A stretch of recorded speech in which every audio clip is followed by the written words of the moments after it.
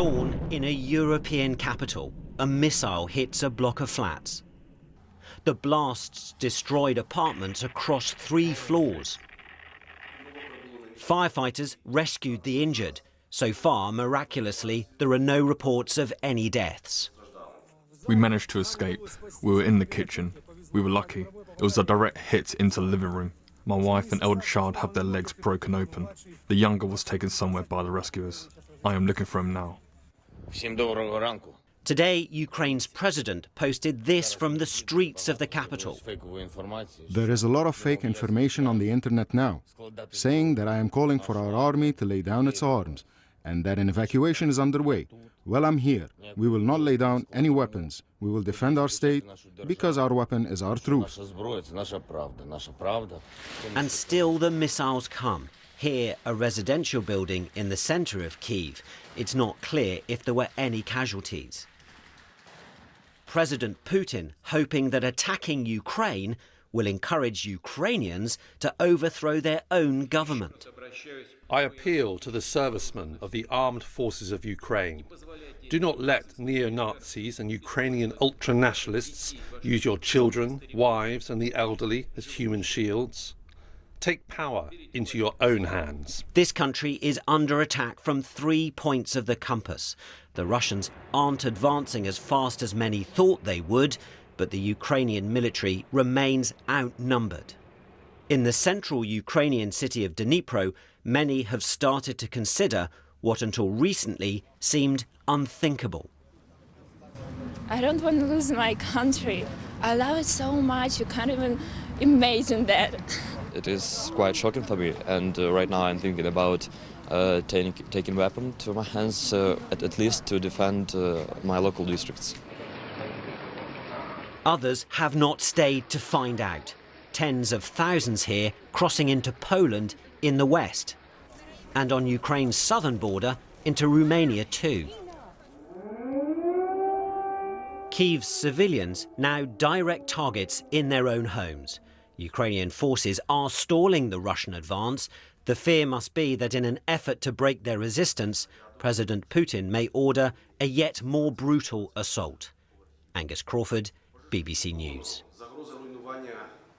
And let's go now to our chief international correspondent, Lise Doucette, in Kyiv. And Lise, as we saw in the headlines, the security situation is such that you and many others throughout the capital are having to take shelter in basements.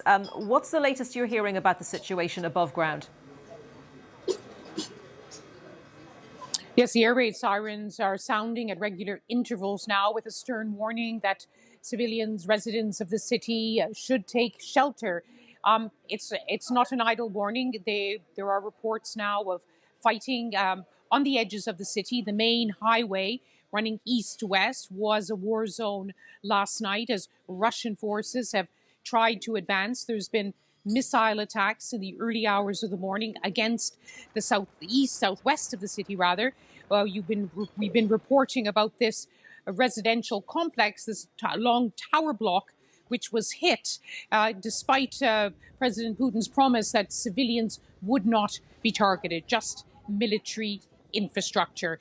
But as always in these wars, it's not just about the troops in the trenches, it's about the lives being shattered of people. And just like we've had to take refuge in a basement, right across the city of some 2.8 million people, people are taking to the metro stations, taking to safe shelters, going underground in kindergarten, schools, and their own homes. We met so many families yesterday when we went out. Some were trying to leave the city. Some were sending their elderly relatives away to somewhere safer. Everyone trying to find somewhere to hide.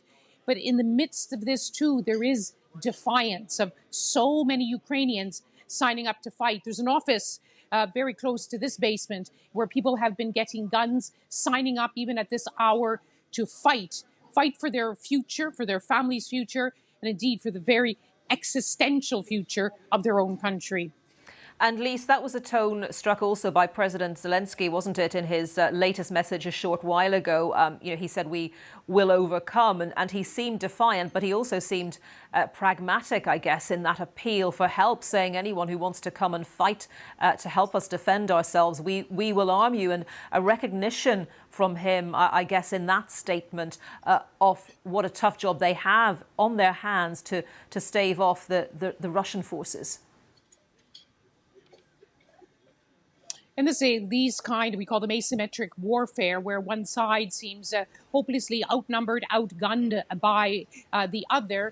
For Ukrainians, and we've heard it from President Zelensky, we heard it from Vitaly Klitschko, the mayor, who's a champion boxer in another life, basically this morning taking to the streets and saying, we are still here, we survived the night, and Russian forces are not in the center of the city. Just surviving is seen as a success. But of course, this is just the beginning of what could be a very long, drawn-out battle.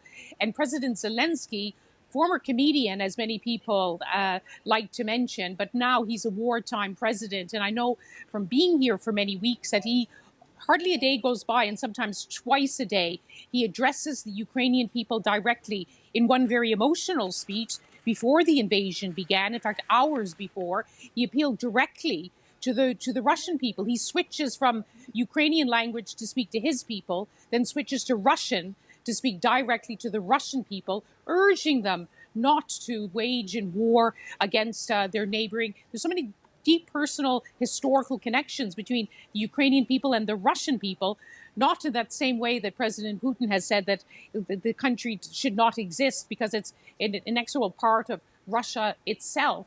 But yes, he has used these messages calling on citizens to remain calm. That has been his mantra for many weeks now, and he's still saying that at the same time as his defense ministry is urging people to sign up, no combat experience necessary. Any man now between the ages of 18 to 60 could be called up, but there's so many volunteers. People also being told yesterday to prepare Molotov cocktails to take on the invading forces. So this is not just army to army, it is very much the army against the people as well.